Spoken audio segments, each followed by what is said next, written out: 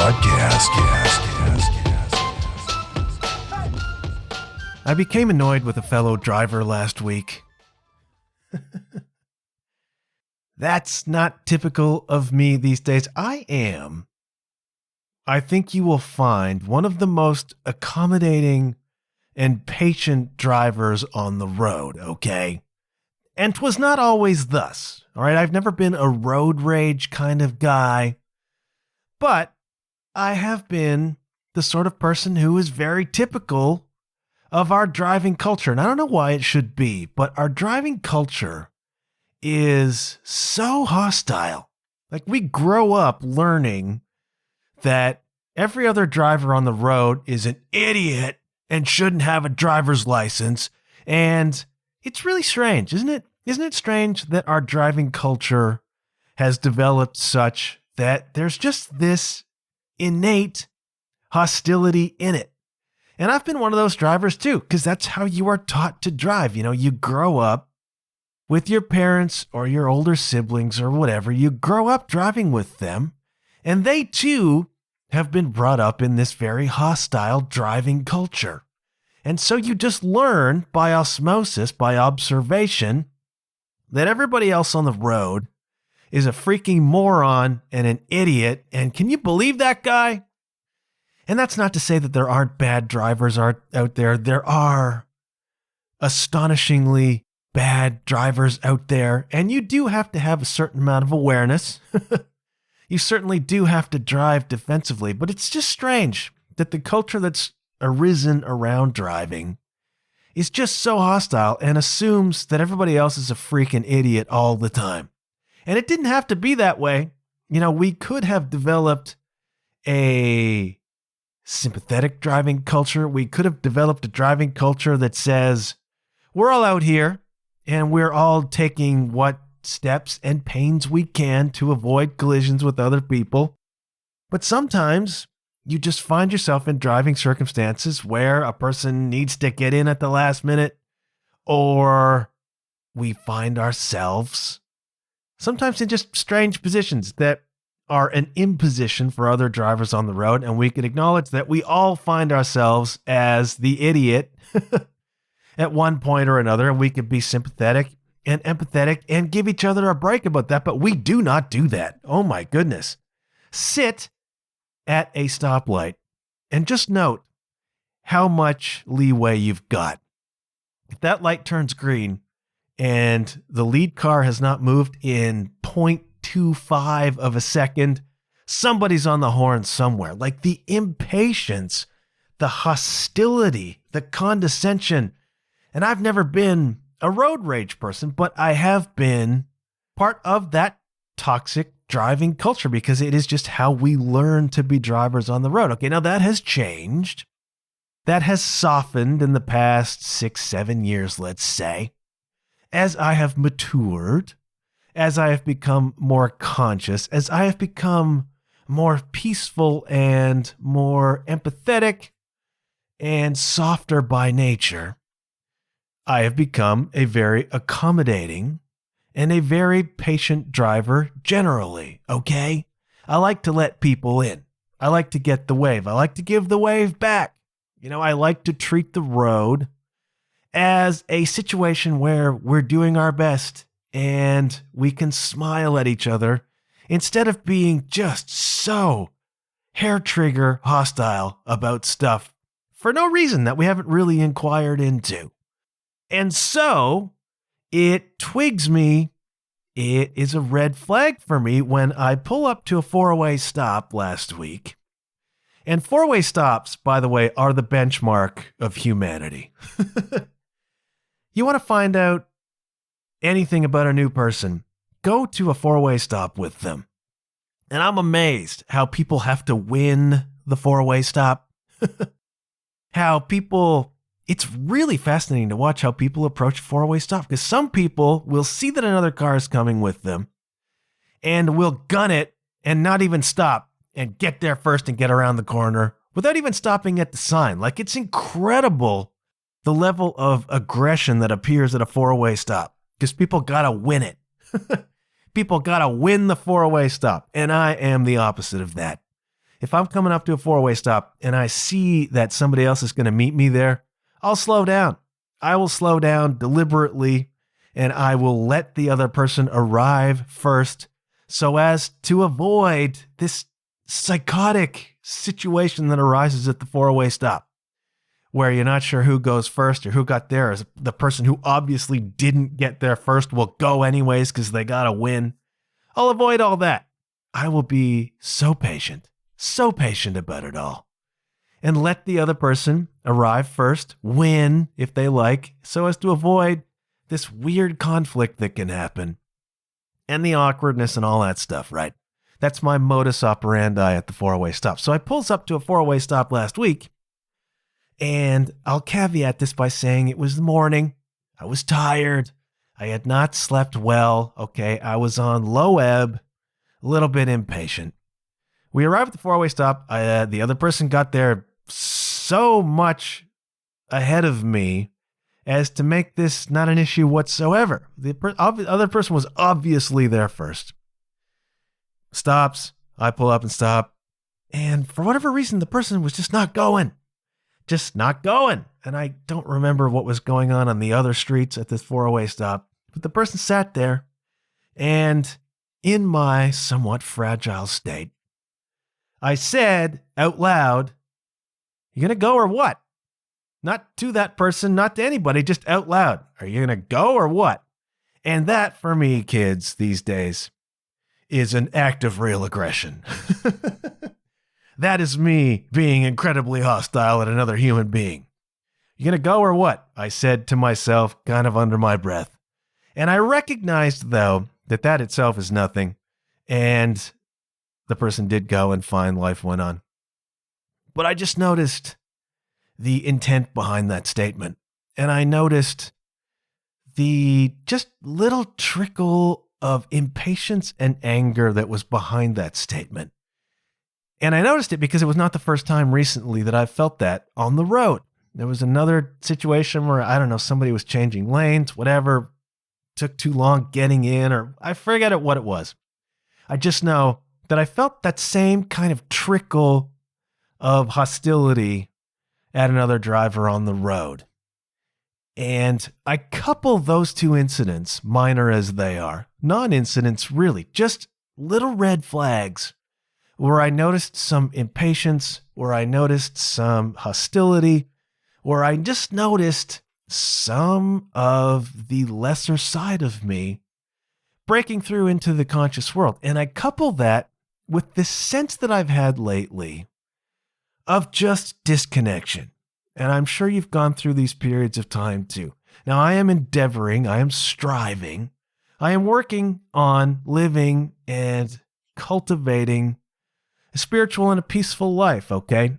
And a spiritual approach to the world. And I have noticed lately a disconnection, and I have noticed lately a certain amount of cynicism and a certain amount of defeatism, certain amount of negativity undermining that spiritual pursuit. And then I see it showing up in these just minor toxic feelings on the road. And these are red flags for me. All of this combined has made me stop and think, what's happening here, Jack? And that is mindfulness, kids. When you recognize these things occurring and you stop and you inquire into what's going on. Why have I got this impatience? Why have I got this minor hostility brewing? Why do I have this feeling of disconnection? Why do I feel as though my spiritual pursuits have been undermined somewhat lately? What is that about? And in the inquiry, in looking into these things, into these phenomena, I realized I've been paying attention to the news. I had stopped paying attention to the news, okay, back when, even pre-COVID anxiety, when I was working for a police force and I found myself just completely immersed in violence, crime, danger, anger. I began to really feel that, and it was the beginnings of my expressed anxiety, whatever was latent in me, was sparked a little bit by just being immersed in what was such a dangerous feeling world at the time. And so one of my remedies for that was to turn off the news, because the news is so triggering, right? Because if you are in this place of anxiety where what you fear is violence and danger and uncertainty, the news absolutely thrives on danger and violence and anger and uncertainty, right? We've talked about this before. If it leads, it bleeds, because negative news, we are hardwired to pay more attention to negative news, because it's the negative stuff that will kill you, right? So we have evolved as a species to pay more attention to negative stuff, dangerous stuff, than to positive stuff, because dangerous stuff is what will kill you, right? It's just part of the fabric of our evolution. News knows that. They've been leading with bloody headlines forever for that reason, right? I turned all that off when I was beginning to have anxiety, because it was just so triggering for me that I had to preserve my mental health, I had to turn off the news. And the news used to be my job, right? I've talked about this before too. As a PR person, as a communications person in the corporate world, my job was the news. I would spend a couple hours every morning at work on a different job just reading the news, looking for stuff relevant to my organization. It was my job. And I didn't really feel any of that. Whatever was latent in me hadn't really come out yet. It was when I found myself immersed in the world of crime and danger that stuff began to pop. And then the COVID thing happened and it exploded entirely.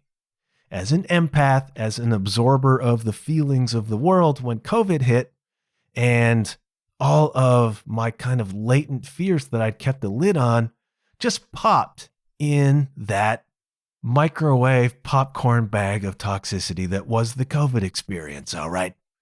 Overcooked it and it popped on me. And so, again, one of the ways in which I dealt with that was to turn off and stay away from the negative news, right? One of the things that popped my anxiety was the George Floyd riots in the States. When all of that happened and I watched it on CNN, that's what popped me. That's what pushed me over the edge into this enormous anxiety and ego breakdown, which is a blessing in retrospect, but at the time was bloody awful, all right? So it's like, dude, stay away from the news. But I found myself leaking onto the news lately, following what's going on with the election cycle in the States, right?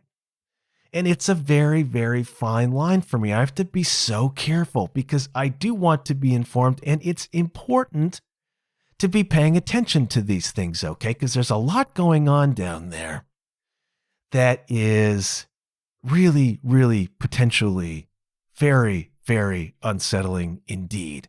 And I do not want to turn this into a conspiracy theory podcast, although that would help my ratings enormously. And I don't want to get caught up in any of the political stuff and the tinfoil hat stuff. That's not what this show is about. And I'm not a conspiracy theorist. I've just been paying attention. And I'm a student of history, okay? And history does tend to repeat itself. And I'm seeing some stuff emerging down there that is very sinister, makes the hair stand up on the back of my neck as I look at it within an historical context and the historian's framework. And I'm watching some stuff potentially happening down there that is, well, we'll say unsettling, and I will not push it any further than that. And you say, dude, you're Canadian. You're Canadian. Why do you care about an American news cycle? Why does this affect you? Well, the truth is, as the original Prime Minister Trudeau said in the late 60s, being a Canadian, being Canada, is a little bit like sleeping with an elephant. And it doesn't matter if the elephant, even if it's benevolent and kind, every twitch and grunt we feel, okay? So as a Canadian living above the States, we feel it all, okay? Everything that happens down there reverberates around here in some way. We are a mouse sleeping on an elephant. And the truth is, the same anger, the same frustration, the same ignorance that has allowed certain political ideologies and certain political people to reach positions of prominence all of that exists here. All right. That same ignorance exists here that exists there. And the same anger exists here that exists there. And we have a different political system here. We have a different national temperament here. But the reality is what happens down there tends to find its way here. And so whatever's going on down there, theoretically, in some way, can also happen here. And so it's important to pay attention to what's going on down there. It's important to be informed, but you also have to be so careful. You also have to be so careful because you can let it get to you and it can take you over. 20 years ago, it was not this way, okay? 20 years ago, even if you were politically astute, even if you were paying attention to the news, even if you wanted to be informed, what that meant was you read the newspaper in the morning, and that was maybe a 15 or 20-minute exercise. Maybe you caught the 6 o'clock news, maybe you caught the 11 o'clock news, but what you got was the news, good or bad, in these little bursts. And that was your day, right? The rest of the time, you may or may not talk about what was going on. You probably didn't think about it too much again until you read the news the next day. And that's the way it was, all right? But the news cycle now is 24/7, right? The news cycle now is 24/7. And what happens is news outlets are the same as social media outlets, okay? They live or die by how many people are on the freaking platform. And so they must manipulate their platform to have as many eyes on it for as long as possible, 24/7. And so you can go to your preferred news site, whatever that is, whether that's CNN, NBC, Fox, BBC, CBC, whatever it is, you go there and the news cycle just repeats constantly, right? There's always new stuff, and they need as much content as possible. So you can go onto those sites and you can be pulled down rabbit holes because there's so much content there. And it's clickbait headlines and everything is sort of hysterics. And they do what they can to pull you into their content and keep you there because, especially in the case of traditional news outlets, they're dying, man. The revenue is dying and they're desperate to keep you there.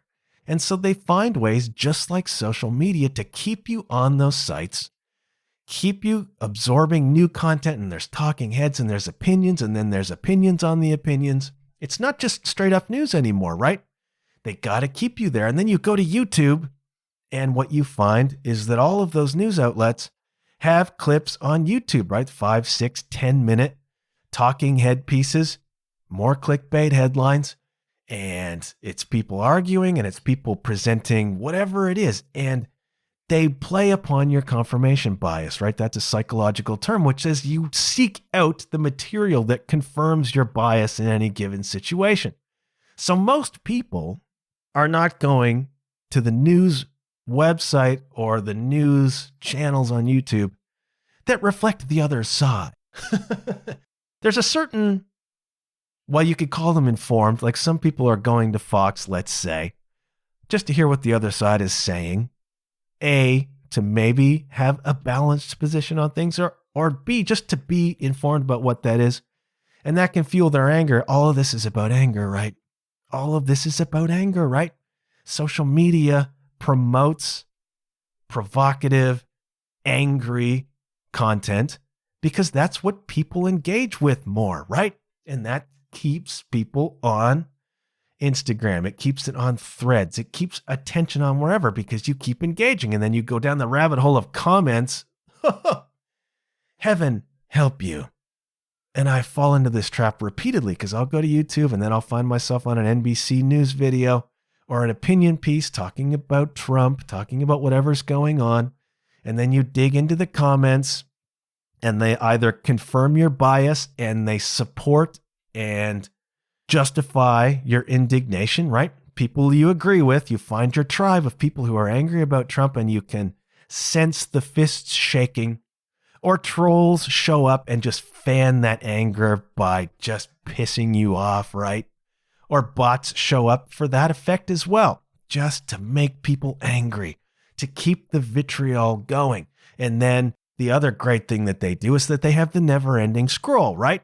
Go onto TikTok, go onto Instagram, the feed doesn't stop, right?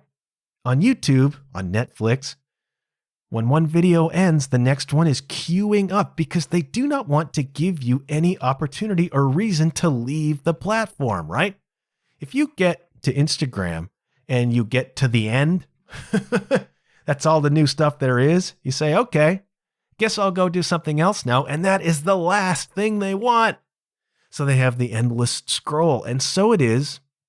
You go to YouTube, you watch one video commenting on, say, Trump Bibles. And who doesn't want one of those? And then the next video is queuing up that is related. And then the algorithm very, very quickly picks up. You like this kind of political content? We're going to throw more of it at you. It's going to be prioritized in your feed. It's going to be in your face. And a month ago or 6 weeks ago, when you went to my YouTube feed, you'd find some new music recommendations. And you would find a whole lot of spiritual or personal development content, right? There'd be Ram Dass there, whoever. And what you find now is there'll also be a lot of soccer content, a lot of Arsenal content. Also a way of being angry. There's that too. Now when you go to YouTube, just off of watching a couple of videos, the algorithm jumps all over it, man. Now it's going to be a whole lot of political content. And what happens is you have the established news sources confirming your bias, or from the other side, just making you angry with their insanity, right? Just like drivers on the road, everybody else is an idiot. But what you get on top of that is now you get private YouTube accounts of people who probably have no qualifications whatsoever, just giving their political opinions. And there's nothing wrong with that, but it's just another rabbit hole to fall down. And a lot of those can be so vitriolic, right? So angry, so biased. And if you find ones that confirm your bias, that fires you up. And if you find ones that are opposite to your bias, it just makes you angry. And so you sit on these sites, in these apps that are designed to keep you there. And you just marinate in this anger. You marinate in this toxicity. And even if you think you're being objective about it, even if you are being mindful, even if you are being aware of the biases that are coming at you, you still absorb the emotion. You still, even if you don't agree or disagree, even if you don't sit on one side or the other of the fence, you absorb the emotion. We are social animals, all right? The pervading emotions will find their way into your system.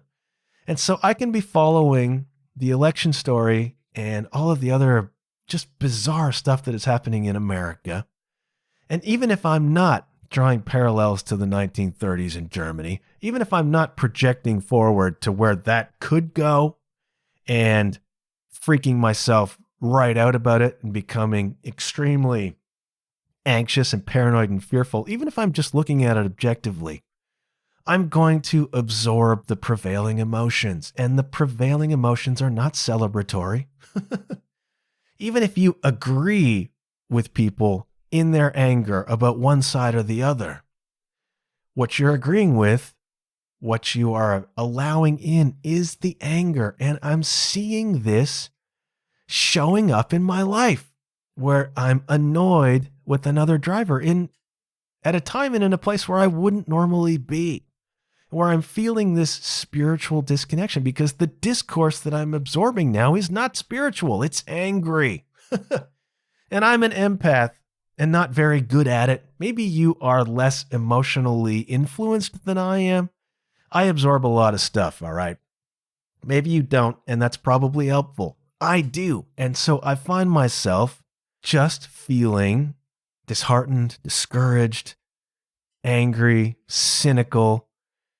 And all of this toxicity is as a result, I'm sure of it, of going down these rabbit holes related to the political discourse of the day. And it's not difficult at all to be angry about it because it's absurd. It's psychotic.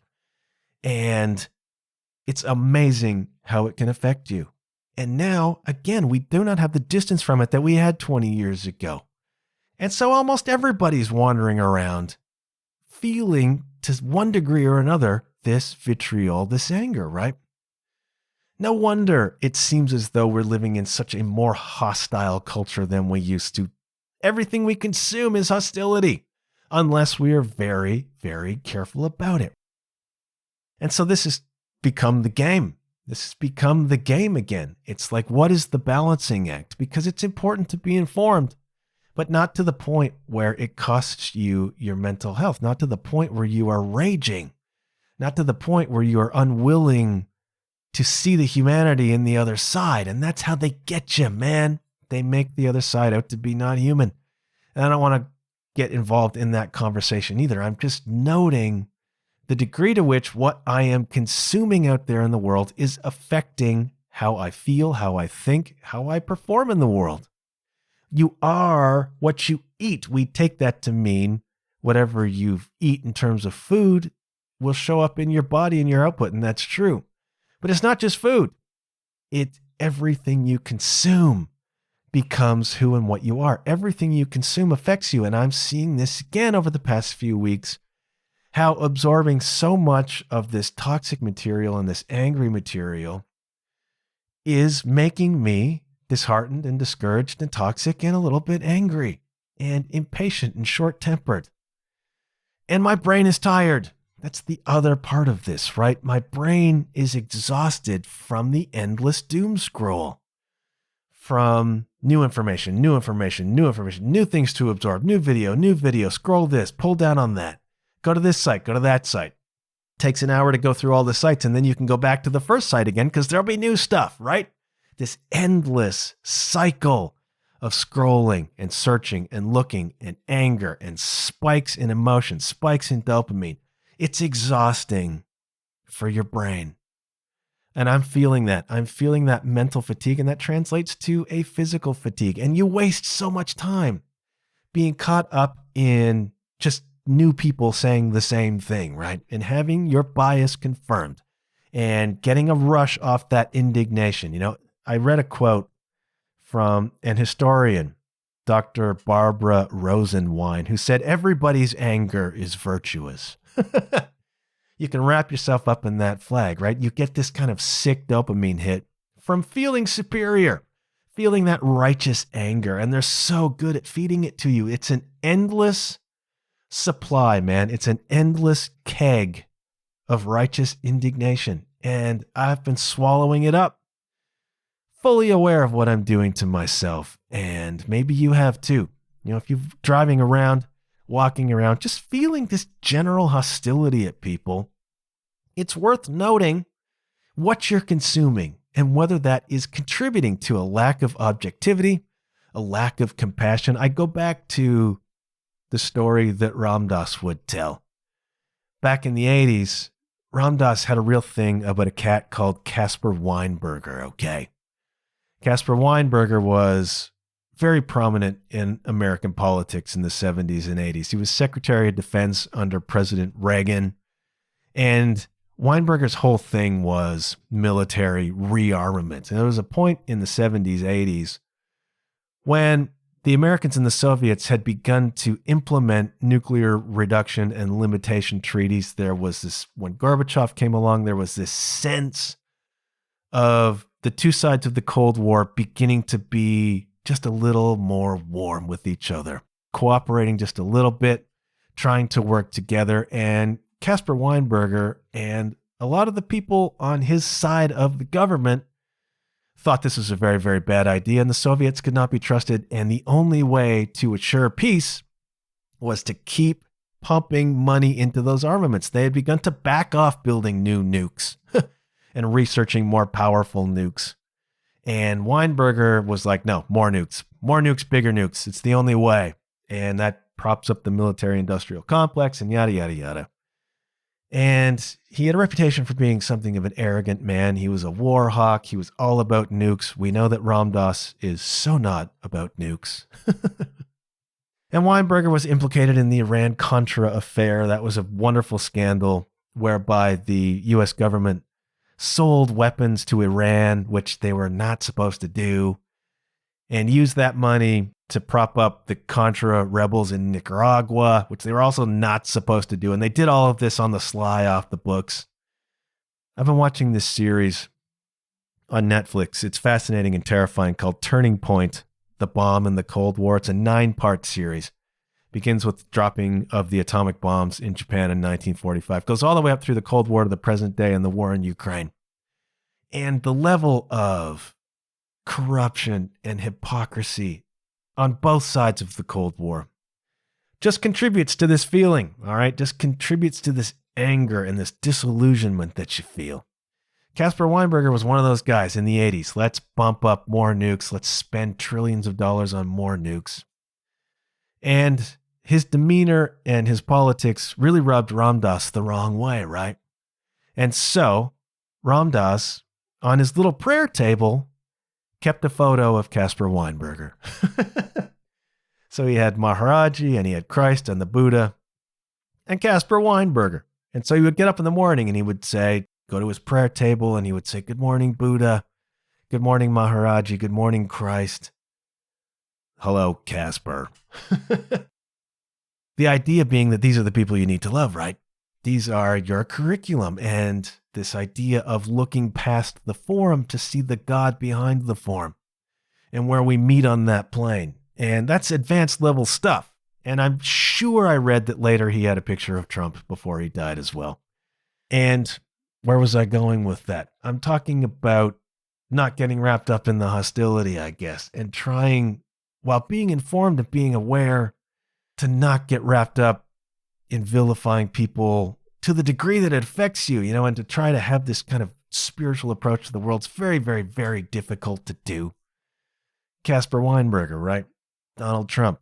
Trudeau, if you hate Trudeau. Lots of people do. And just this vile, toxic soup exists. And what are you going to do about it?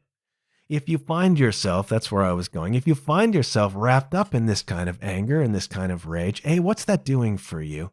I mean, is that just a really convenient way to not take responsibility for your own life? It's all Trudeau's fault. It's all Trump's fault. And then you find other people around you who agree, right? Find your tribe and swing that flag around. Make everything everybody else's fault. Trump is doing a great job of that. Everything is Biden's fault. They tried to say that the bridge collapse in Baltimore was Biden's fault, Everything is Biden's fault. And that works. That works so well. Nothing is as powerful as gathering up the collective rage of a disaffected population. And if they're not disaffected, telling them that they are until they believe it. I mean, politics is a nasty, nasty business, man.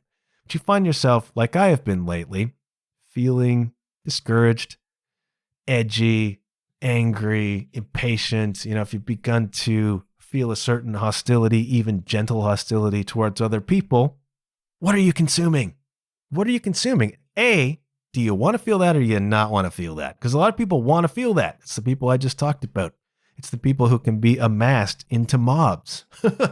They want to feel that. Feels good to them. Righteous indignation, right? If you don't want to feel that, and if you don't want to be angry, and if you don't want to be disheartened, and you don't want to be frustrated, and you don't want to walk around all day just on the edge of exploding all the time, think about what you're consuming. Is it the news? Is it negative stuff? Is it hostility? And stop it. Stop it. Yes, be informed, but find a way, find the strength. And I struggle with this because the social media apps are so addicting. They're so addicting to a certain type of person, which is most of us. Can you separate yourself from the freaking phone? Can you separate yourself from the news? Be informed without getting into the editorial stuff. You know what I mean? That's what I've been working on. That's what I have to work on now. And just the fatigue in the brain. I struggle a lot with meditation, but it's like, you need to do that. You need to take even 10 minutes and just sit in a kind of silence. If you, like me, have been wrapped up in all of this stuff, in the news and in the anger and in the vitriol, or just scrolling constantly on your social media apps, even if you're not looking for any of that stuff. If you're just tick-tocking away for hours at a time, that is just pounding your brain into mush. The sheer information overload that we were not designed to have. Our lives were not designed to have this much information coming at us. Turn on your average news channel and just look at how many freaking tickers there are. How much information is being presented to you at every second of the day. That just turns your brain into mush, and I don't know what it's doing to kids. I shudder to think. Take 10 minutes, shut it all off, breathe. Breathe, and make a point in breathing of releasing. So you lift up and then drop into that exhalation and see how good that feels and realize how tense you have been. Getting away from all of this information, getting away from all of this noise, being mindful of how you feel. And if it's negative, being aware of where that comes from and pulling yourself away from it and beginning to listen to. One of the things I like to do now, and this is a perfect time of year for it, is I just open the window in the morning and I just listen to birds. And we'll have, because they're all back now, right? And it would just be like a cacophony of just bird song out the window. Not on YouTube hearing somebody yelling about something. Not on Instagram just mindlessly scrolling. My eyes hurting, my brain hurting. Just sitting, listening to birds singing. That is our natural state, kids. That is our natural state. And so I think it's important to disconnect yourself from the anger. I think it's important to shut all of the information down periodically and just breathe and just listen. It doesn't have to be a long thing, 10 minutes, or put on music that makes you feel good, or put on lectures or podcasts by insightful, wise, spiritual people like this one. Begin to consume more nutritional stuff, not just food, but information. It makes such a huge difference to your mindset, your mental health, the way your body even feels to have that pressure pulled off of you. And you don't realize sometimes how much you feel that pressure until it's not there, right? Or how much that noise rings in your ears until it's not there. And I have just seen over the past few weeks how it's affected me being caught up again in this toxic soup. And so if you're feeling that way, pay attention. All right, disconnect from it. Be informed, but disconnect. Listen to gentle things. Breathe. Decompress. It's so freaking important because it is toxic. It's not just toxic to your mind, it's toxic to your body. Being angry all the time, being caught up, or being anxious, all of this releases cortisol. It attacks the organs in your body.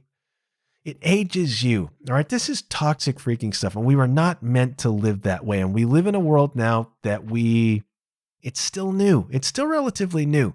This level of information overload, and the people in charge of it are manipulating you with it. And it's affecting people's brains. It's affecting mine. I can't sit still for 5 minutes. I really can't. I can't sit down and watch an episode of this Cold War miniseries, this docuseries. I can't go an hour-long episode without looking at my phone. And that is a freaking problem, man.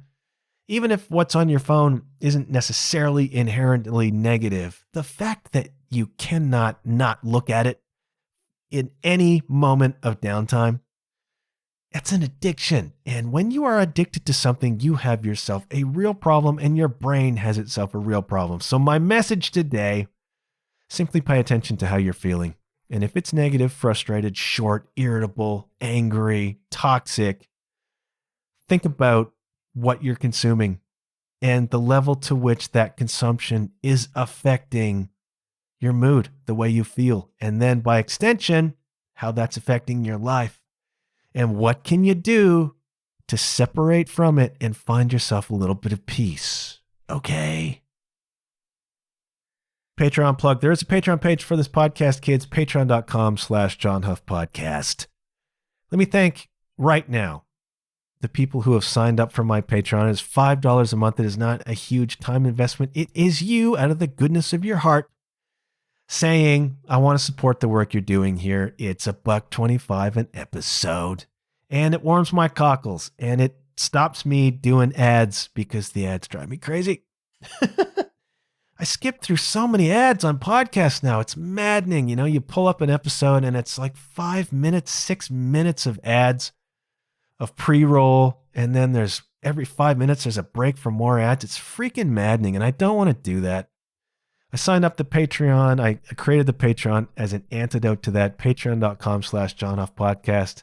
If you're getting something from this, if you're being inspired, educated, entertained, if you like a friendly voice in your ear holes, if you're getting new music recommendations, and I got a couple of bangers coming your way, please consider joining me on Patreon, patreon.com/JohnHuffPodcast.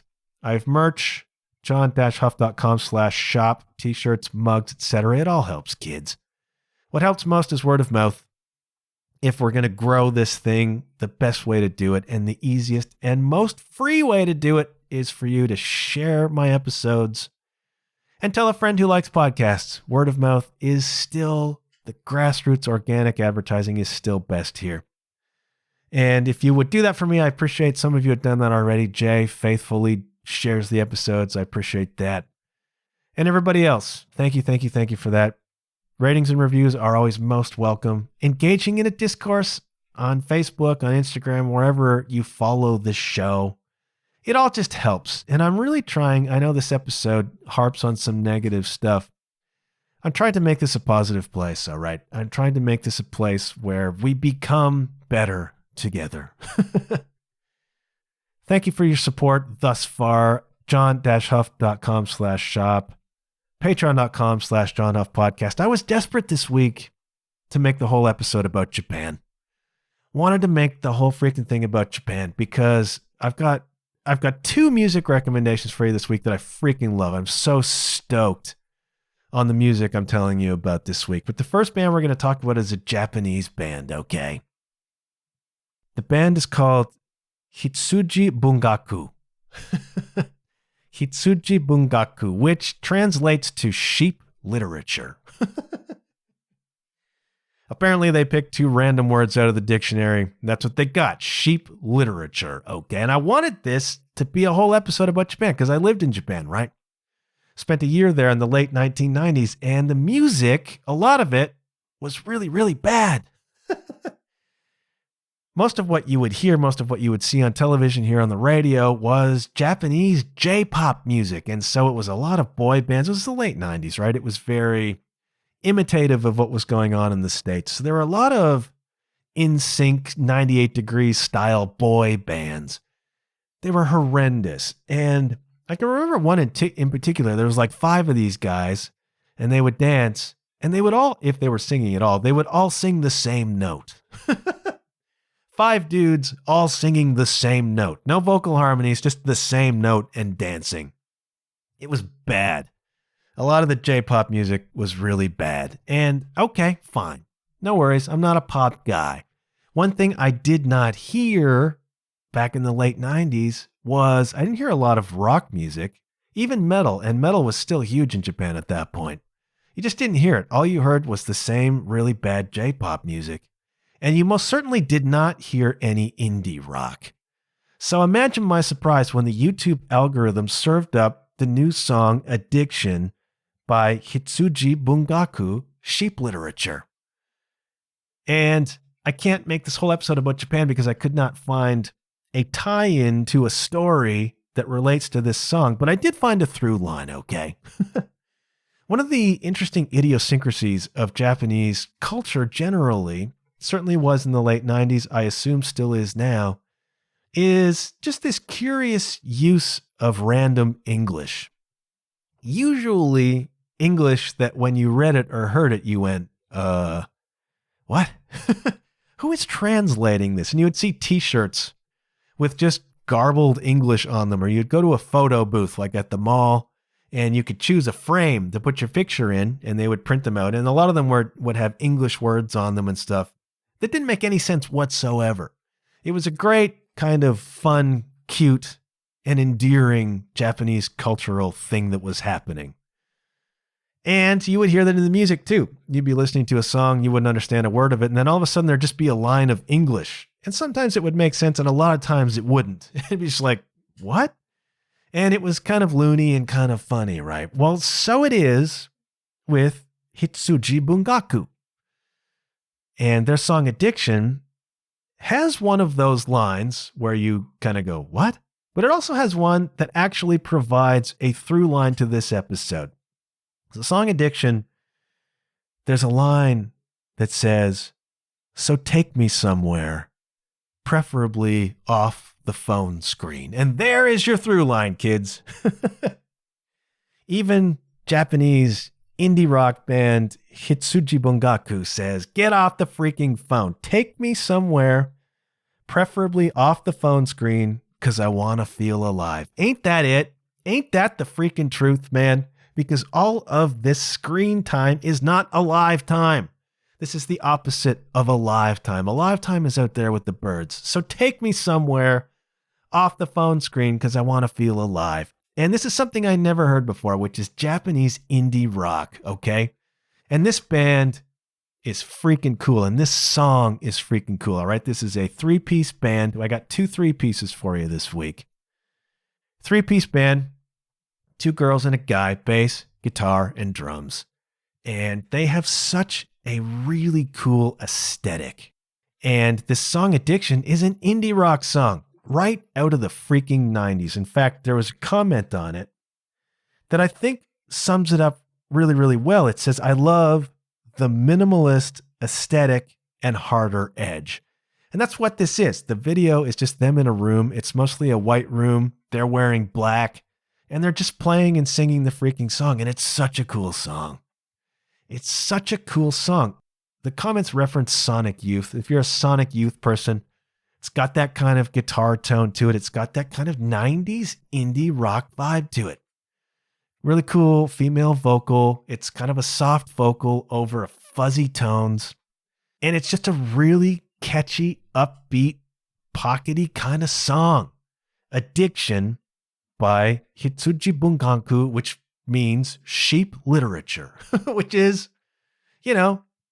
another kind of example of strange use of English in Japan. But there's a line in it that brings me back so well to some of that head-scratching stuff from the late 90s. And it's a repeated refrain. It's part of the chorus. It says, "Hear me, your heartbeat." The more I think about that, the more I can kind of make something out of it that actually makes sense. Like, hear me, I'm your heartbeat. Like, listen to your heart. Hear me, your heartbeat. And so if you take it in that context, it's like, well, that kind of actually makes sense in terms of spoken English. I don't know if they were going for that or not, but it doesn't matter because the hook on that, the melody on that is so freaking good. They could be saying anything and it will just hang with you. I really, really like this song. And I'm not the only one, by the way. This band is freaking massive. The video itself, it's only been out, I don't know, a week or 2 weeks. Very close to 600,000 views on it on YouTube. The band has almost 300,000 subscribers on YouTube. So outside of North America and over in Asia, this band is a freaking thing. Now, they had a song on the soundtrack for a very, very popular anime series called Jujutsu Kaisen, and that fueled a lot of it. Their song played, I don't know if it was closing credits on like some really critical episode or something like that, but I think they blew up as a product of having their song on this soundtrack. And then some people said, that's the last you'll ever hear of that band. Wrong. They've got a few albums out now. They've got this great following. And I dig this song. I really dig this song, Addiction by Hitsuji Bungaku. And it's so refreshing against the J-pop music that I learned to listen to while I was over there. Bass, drums, guitar. Really great hooks, really great melodies. There's a guitar hook in this song. That's the kind of Sonic Youth vibe. It's really great. It's really great. And I like this song a lot. And I'm going to dig more into this band. And it warms my cockles to have that Japanese connection, man. Hear me, your heartbeat. But they're not the only ones. They're not the only ones this week. There's another band, which I'm pretty sure is American. And it's complete opposite end of the spectrum in terms of attention. This band is called Everlet. They are also a trio. 2 guys and a girl this time, but the same deal. Bass, drums, guitar. Very stripped down. Some effects and just people playing instruments. How refreshing is that? These young people in Japan, young people in the States, young people last week in Thailand, Sloves, playing instruments, writing indie rock songs. And so it is with Everlet. But they have 165 subscribers on YouTube. 165, not 300,000, 165, of which I think I'm the most recent. This video they released for this song WYG, which stands for Where You Going? It's got like 1,500 views, not 500,000. And that's a bloody shame. All right. That is a crime. One of my great ambitions for this podcast is to reach a point where I have a big enough audience that me recommending this stuff actually moves the dial for these bands. Like, I would love it if I said to my audience, go check out WYG by Everlet, and it jumped by 50,000 views. And that's not about what that would mean for me. It's about what that would mean for bands. I would love to be an influencer in that way. I'm not, at least not yet, but I'm telling you folks, go check out this video. This is such a cool band. Oh man. Sometimes bands come along and there's just a vibe about them. And it's a vibe in their image. It's a vibe in their sound. And this is another fuzzy indie rock song. Different from the Hitsuji Bungaku song. Less shimmery, less upbeat, less positive. It's a little darker. It's a little more sinister, but it's got the same sort of thing, right?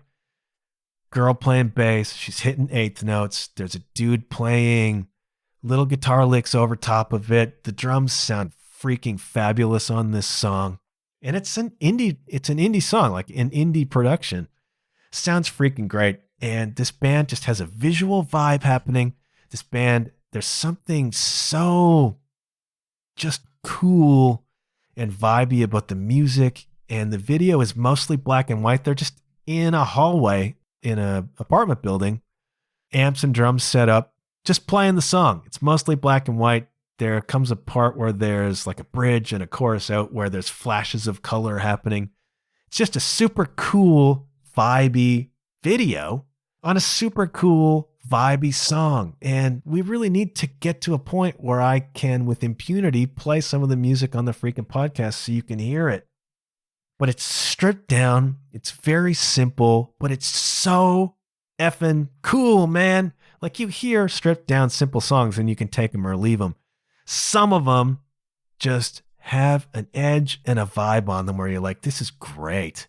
This is so great. And then they play, it's very chill. It's a chill vibe. It's not a chill song. There's fuzzy tones on the bass, fuzzy tones. The guitar player is playing just a lot of kind of mournful, creepy kind of leads and sound effects over top of a lot of the song. But then at the end, he's like, screw it. And he just jumps on his fuzz pedal and starts riffing out with the bass player, with the drummer. And the ending of this song is just freaking rad. It's just big, fuzzy guitar tones, fuzzy bass tones, and they're just rocking out. You can see them headbanging, just rocking out on the end of this song. And I love it. I freaking love it, man. I'm so stoked. So stoked on the music I'm sharing with you this week. And I want you to hear it. I want you to go to YouTube, look up Hitsuji Bungaku's Addiction, look up Everlet, Everlet, WYG. I will put those both on the John Off Podcast reference on the Podcast 2024 playlist on Spotify. You will be able to hear them. But go and support these acts. Go and support Everlet. This band deserves to be freaking heard, man. And you know, most of you out there who are listening to this, a lot of you are indie musicians. You get it. You get how hard it is to be heard. And some bands so deserve to be heard. Everlet is one of them. So please go and check out that video. Please go and subscribe. Follow them on, I think they have like 800 followers on Instagram. You know what I mean? Like, this band, it's such a shot in the arm. Even as a podcaster, it's such a shot in the arm when somebody subscribes on YouTube. YouTube is not my biggest platform because it's audio only here.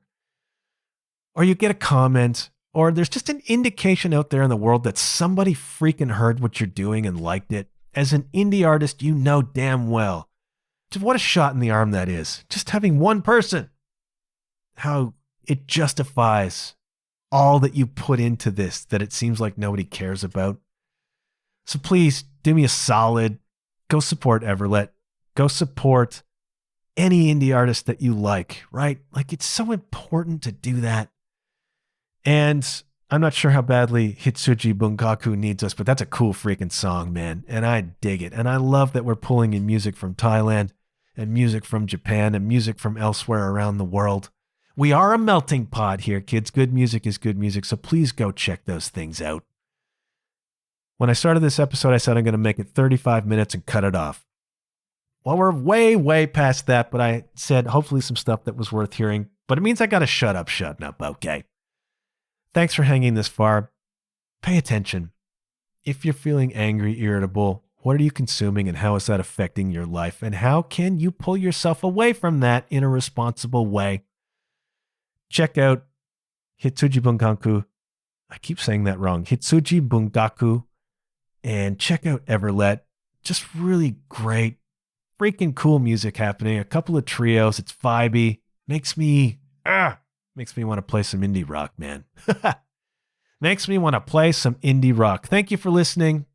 Have yourself a fine week. And hey, good things happen when you put yourself out there, kids. And I'll check you later. Yeah.